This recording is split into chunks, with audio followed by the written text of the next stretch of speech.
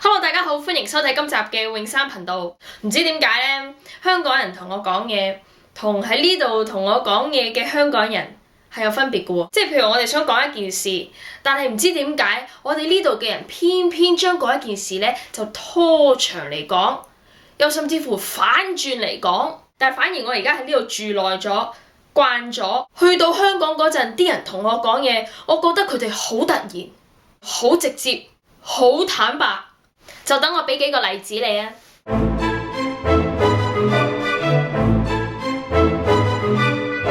Hi， 我係喺香港住嘅香港人，你好。Hi， 我唔喺香港住㗎，不過我香港人嚟㗎喎，你好啊。喂，你肥咗好多喎，冇見咁耐，你變咗喎。你約我？我今日唔得閒喎。我今日啊，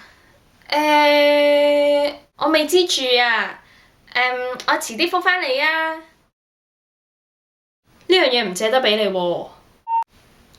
我呢樣啊，我細佬聽日去 camping 啊，佢聽日要攞去用啊，不如佢用完之後我話你聽啊。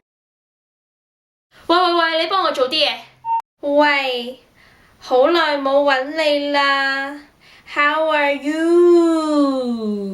Anyways， 我想你幫我寫啲嘢啊，唔係好長㗎咋，1000字左右啦。不如你覆返我啊。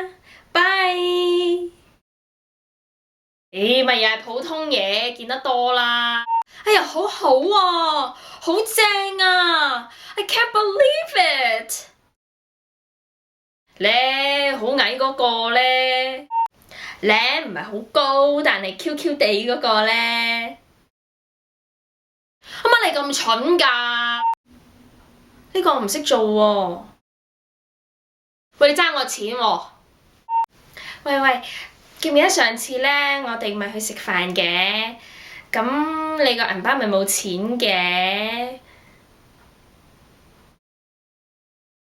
再見。Oh my god， bye。就係咁啦，唔知你又有冇遇過啲咁嘅情況呢？今日就講住咁多先啦，多謝你收睇今集嘅泳山頻道，我哋下次再見啦，拜拜。